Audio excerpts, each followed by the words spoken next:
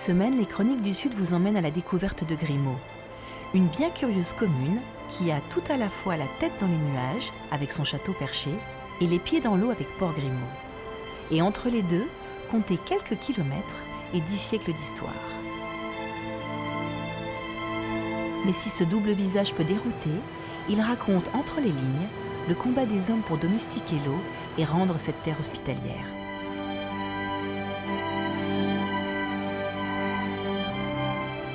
Du fait de sa position élevée, le village de Grimaud a souvent manqué d'eau au cours de son histoire.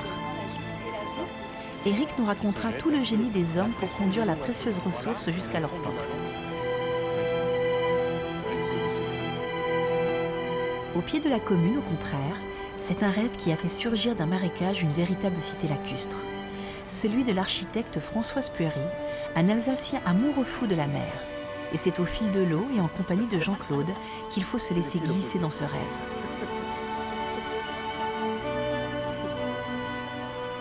Port-Grimaud est aussi une réalité et même un art de vivre pour sa poignée d'habitants permanents. Jean-Claude, oui, un autre Jean-Claude, est l'un d'entre eux. Avec lui, nous visiterons l'une des maisons typiques qu'on appelle ici maison de pêcheurs.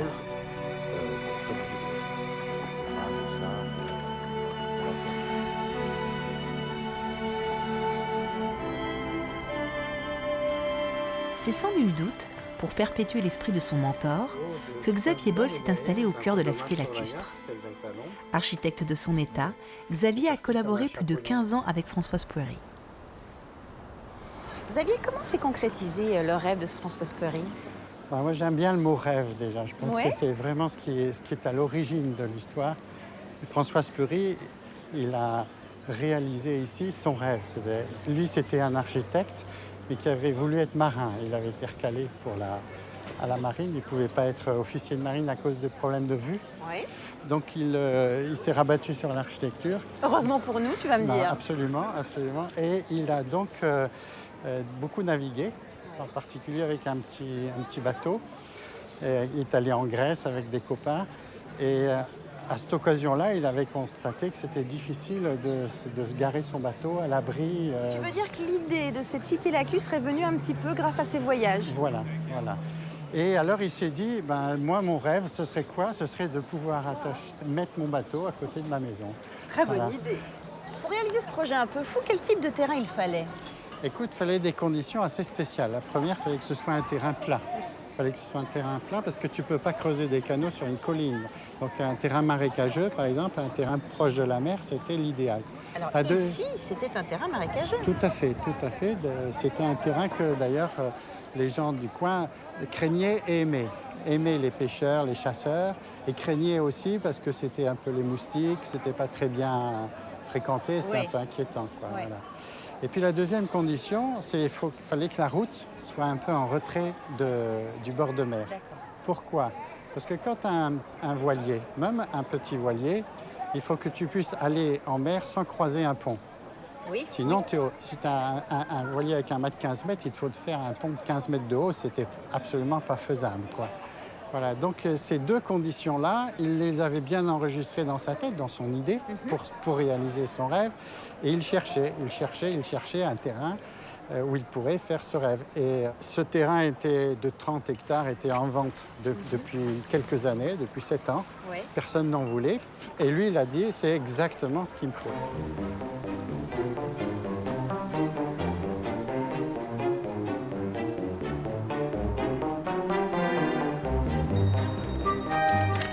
François Spuery doit se battre encore 4 longues années pour obtenir le permis de construire.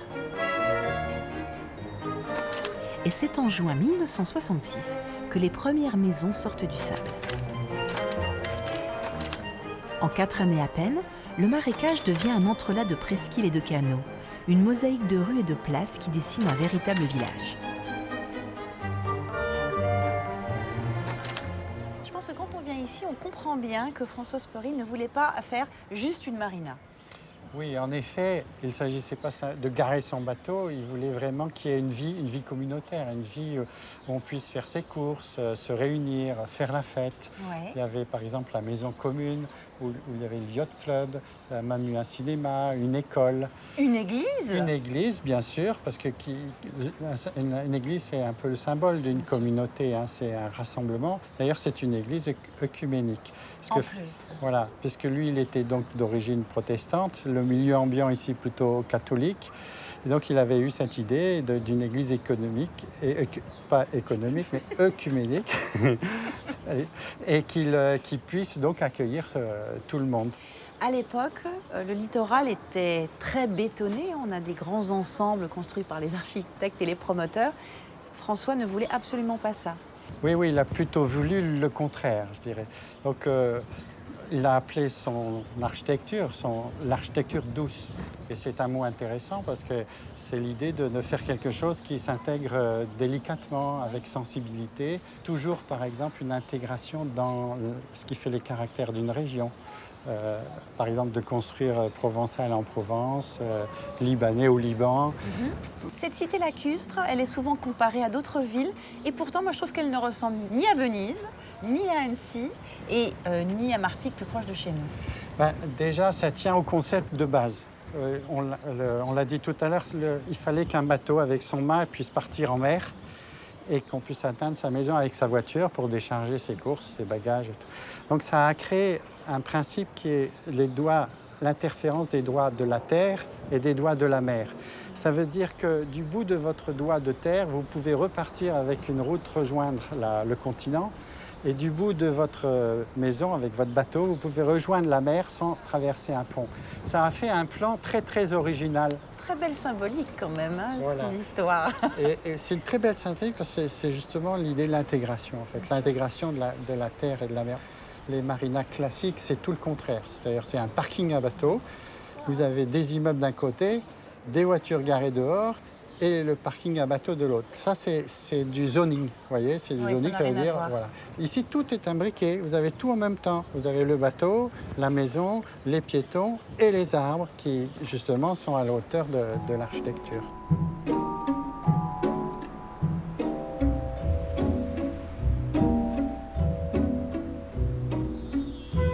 Françoise Pouery a joué avec toute une palette de détails qui s'inspire de l'architecture provençale.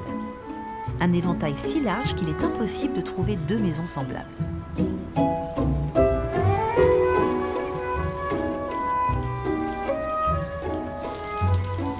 Décor de cinéma pour certains, Port-Grimont est un véritable lieu de vie pour d'autres. C'est en 1968 que Jean-Claude Filastre devient l'un des tout premiers propriétaires. Un véritable achat coup de cœur.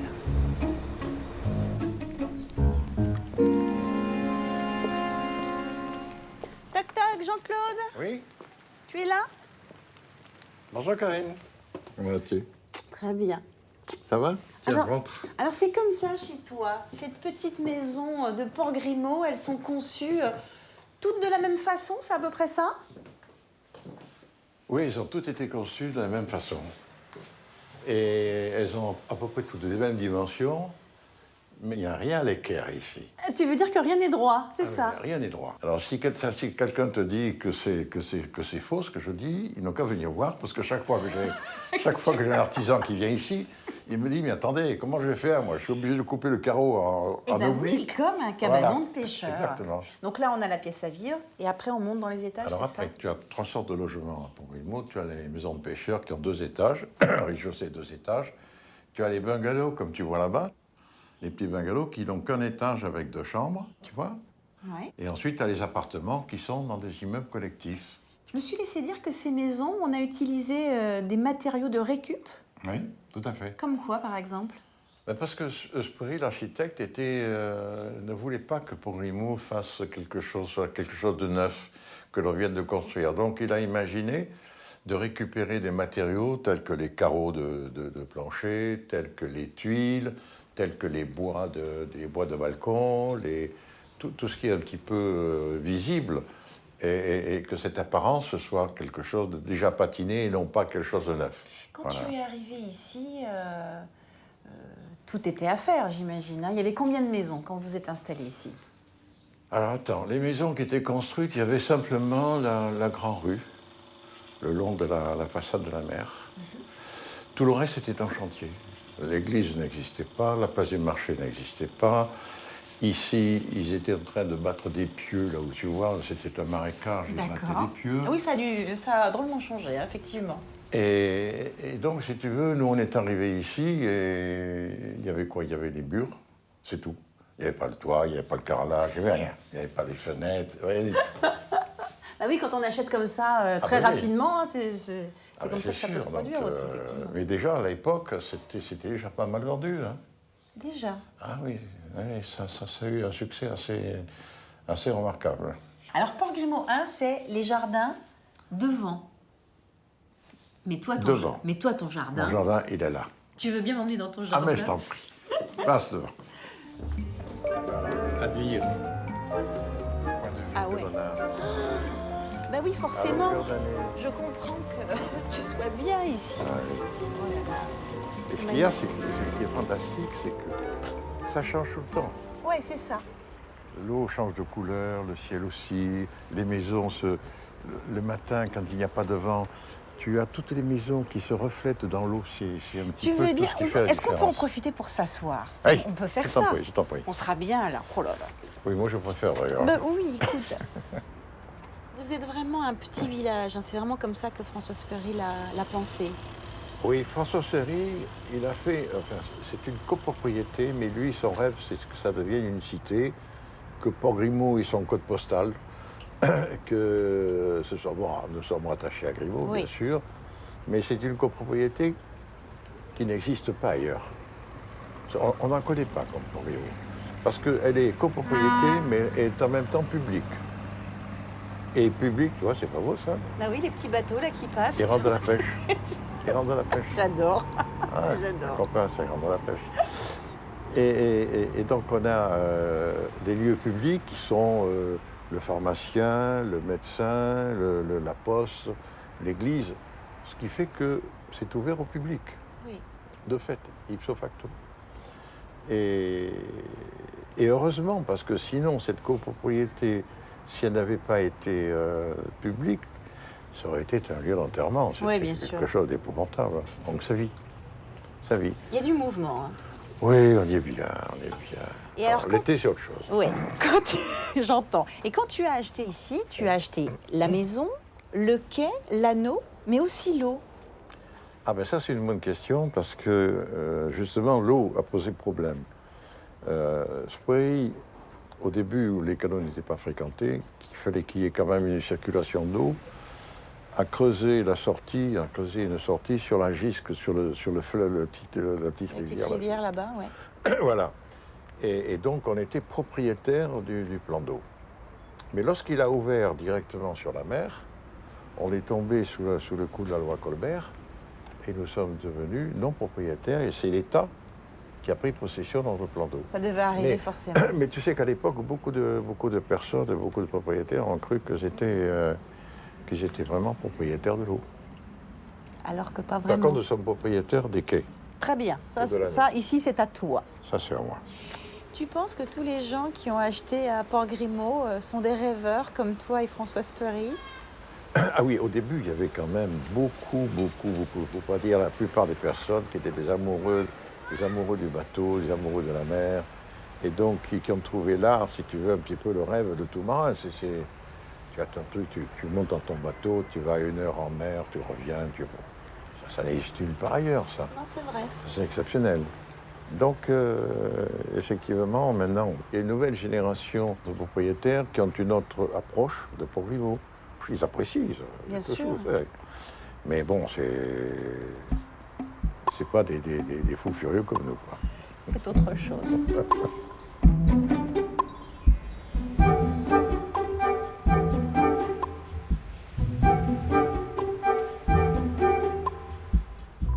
Fort de son succès, Port-Grimaud va s'agrandir jusque dans les années 90. Aujourd'hui, la cité s'étend sur 90 hectares et comprend près de 3000 logements, 2000 places de bateaux et 7 km de canaux qu'il faut impérativement parcourir à bord d'un coche d'eau en compagnie de Jean-Claude.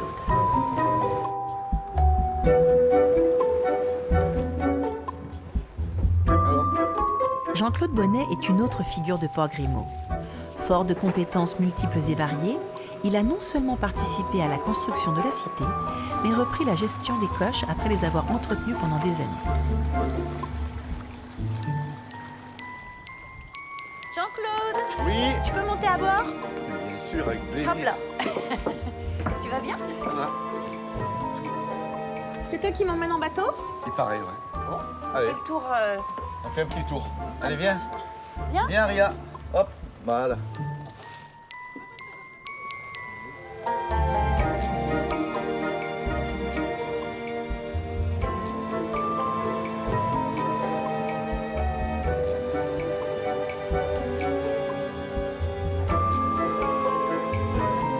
Alors donc toi tu arrives ici, Ouais, j'arrive. tu es marin, tu Je fais suis des marin. travaux maritimes Ouais. et d'un seul coup tu te retrouves. Au début, je faisais c'était plutôt de l'entretien de bateaux, Ouais. des ponctures, de la mécanique, enfin, tout ce qui avait attrait au bateau. Hein, voilà. Non, mais c'est pour ça que c'était bien que tu fasses déjà de la mécanique. Bien sûr. Et hein. arrive l'histoire Deux. des coches d'eau. Ah, les coches d'eau. Alors déjà il y a un design particulier quand même sur la structure même du bateau. C'est Oui. très oriental quand même. Oui, c'est très oriental parce que Claude Graff a toujours fait ses bateaux du côté là-bas de Thaïlande ou même de Taïwan. Il avait un chantier à Taïwan Oui. où il a fait une série de bateaux qu'on appelle des Chebec. Je vais vous en montrer un, il y en a encore un ici. Ouais. Un bateau très, très joli, vous verrez. Et toujours en relation avec M. Spoeri, qui en avait acheté un lui aussi. Et c'est sa culture, c'était ça là-bas.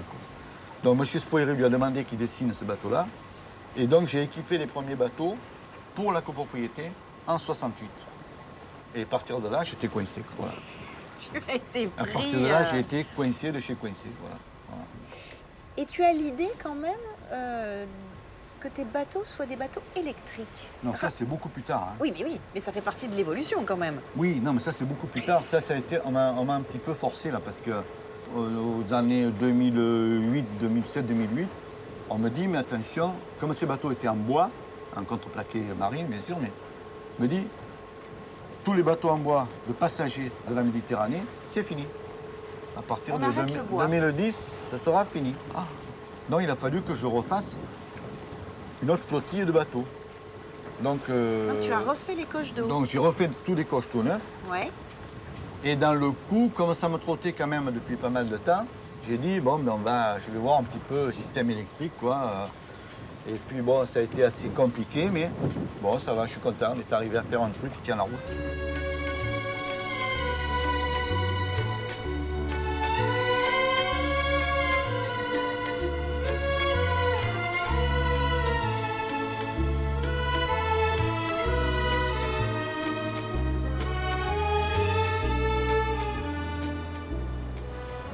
Jean-Claude, il y a presque une histoire par maison que tu pourrais me raconter.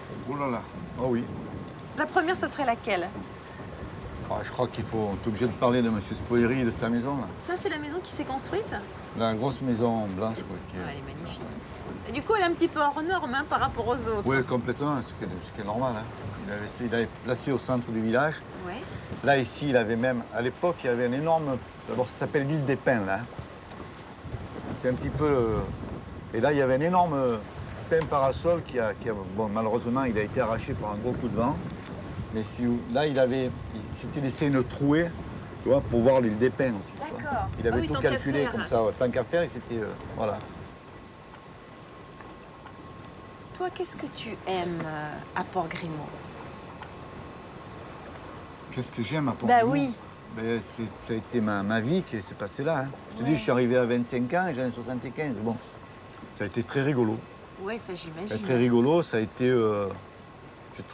il y avait des gens extraordinaires hein, quoi, qui ont fait ce village. Alors sur les quais, naturellement, maintenant tout est bloqué par il y a eu des constructions pour des terrasses et tout ça. Mais à l'époque, c'était beaucoup plus libre. Et c'était beaucoup plus... les propriétaires étaient beaucoup plus jeunes et bon, ça faisait la fête à tout va, quoi. Je veux dire, là, le soir, dès que il y avait... C'était rempli de chaises et de tables. Là. Et il y avait une vie, là, toute là. C'était... Puis il y avait quand même un certain esprit Port-Grimaud, quoi, qui était vraiment amené par M. Spoeri et par toute son équipe derrière, quoi. C'était Une vraie vie de village. une vraie vie de village.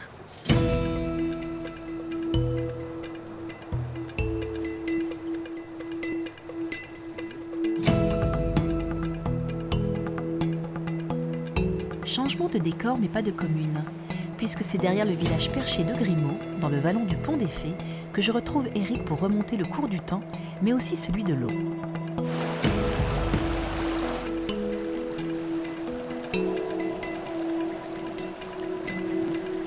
Éric, Grimaud et Port-Grimaud sont deux entités différentes, mais à la fois vous avez une problématique commune, c'est l'eau. Oui, absolument. Autant Port-Grimaud a les pieds dans l'eau, si je puis dire, autant Grimaud, son village ancien, est perché et a toujours eu ce manque d'eau. Et le pont devant lequel nous sommes, qui s'appelle le Pont des Fées, est la marque de ces travaux qui ont été aménagés par les habitants pour parer à ce manque d'eau. Alors on pourrait imaginer que c'est un aqueduc, Oui. mais pas vraiment. C'est ce qu'on appelle un pont aqueduc, c'est-à-dire c'est un système qui est basé sur le principe des vases communicants, Oui. où la hauteur de la colline derrière nous correspond à la hauteur du village un peu plus loin. Et donc le défi que se sont donnés les hommes au XVIe siècle, ça a été de créer une canalisation entre le haut de la colline ici, jusque là-bas au village, pour faire passer l'eau potable. Et le pont que l'on a là, juste là, qui s'appelle le Pont des Fées, Que tu aimes beaucoup. que Tu j'aime aimes beaucoup, beaucoup. c'est un endroit qui est merveilleux, eh bien servait simplement à faire passer cette canalisation au-dessus du ruisseau qui s'appelle la Garde. Mais avant, c'était avec les puits, les sources, des porteurs d'eau éventuellement, qui venaient régulièrement, soit dans la plaine, soit ici, amener de l'eau, prendre de l'eau et la ramener jusqu'au village. Les besoins en eau étaient moins importants qu'à partir du XVIe siècle. La canalisation qui est donc sur ce pont, elle est quand même très particulière parce que chez vous, il n'y a pas de calcaire, donc ils l'ont construite avec quel matériau? Alors c'est une problématique générale dans le massif des Maures, c'est un massif cristallin, il n'y a pas de calcaire et donc il faut importer de la chaux pour construire les bâtiments. Alors les plus modestes construisaient seulement leurs bâtiments avec de la terre et des pierres, et ici, comme au Pont des Fées, au château, à l'église, il faut importer de la chaux, donc ça coûte très cher. Donc juste par cet élément-là, on se rend compte combien est important l'eau pour les habitants du village, qui ont dépensé des sommes faramineuses pour construire ce magnifique monument avec de la pierre, de la chaux, parce que la pression de l'eau à cet endroit-là, on est au fond du vallon, est importante, et donc il faut bien protéger la canalisation pour éviter qu'elle explose. Le château de Grimaud n'est pas seulement un lieu stratégique. Il est aussi le symbole de la puissance d'un village qui étend son influence sur tout le Golfe jusqu'au XVIIe siècle. Et c'est au milieu du XXe que Grimaud se fera voler la vedette par un autre village du Golfe, le célèbre Saint-Tropez.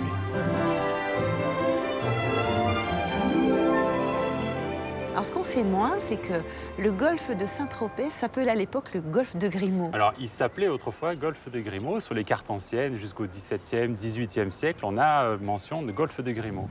Ça s'explique tout simplement parce que Grimaud, c'était le village le plus important du Fresnay. Alors, le Fresnay, c'est ce qu'on appelle aujourd'hui la presqu'île de Saint-Tropez, hein, ce territoire-là. Et le village, donc le plus important, c'était Grimaud. Saint-Tropez, tout comme les autres villages, était bien plus modeste. On comptait à Grimaud à peu près un quart de la population. Et donc, le bourg qui a donné son nom au golfe, c'est Grimaud. Donc c'est un seigneur de Grimaud qui a, pareil, initié un village à Saint-Tropez. Et oui, parce qu'en fait, le village de Saint-Tropez existait au Moyen-Âge. Au XIVe siècle, la peste, les guerres, les famines, etc. Le village a disparu, tout comme d'autres villages d'ailleurs. Et au XVe siècle, le seigneur de Grimaud, Jean de Cossat, se rend compte que cette partie de la presqu'île est inoccupée, soumise à toutes sortes d'invasions probables, et donc il décide de demander à des familles génoises de repeupler cette partie-là du Golfe, à charge pour eux de défendre tout le littoral. Et donc c'est la naissance de Saint-Tropez, la renaissance de Saint-Tropez. Mais alors, est-ce que Port-Grimaud n'aurait pas repris une certaine revanche face à Saint-Tropez? On a deux sites là qui sont connus mondialement, et donc effectivement on pourrait voir une revanche éventuellement de Grimaud sur Saint-Tropez. Mais ce sont vraiment deux sites majeurs du Golfe, bien sûr. Toi, en tant qu'historien, comment tu perçois cette alliance entre Grimaud et Port-Grimaud, qui finalement est une seule et même unité? C'est très intéressant parce qu'on a là deux facettes qui se succèdent. Avec ici, on est dans le château, l'aspect médiéval, ancien, le village un peu plus récent. Et puis en bas, là-bas, vers la mer, on a une réalisation très belle qui date du XXe siècle et qui fonctionne toujours aussi bien. Donc on a une sorte de continuité sur toute la commune entre Grimaud et Port-Grimaud.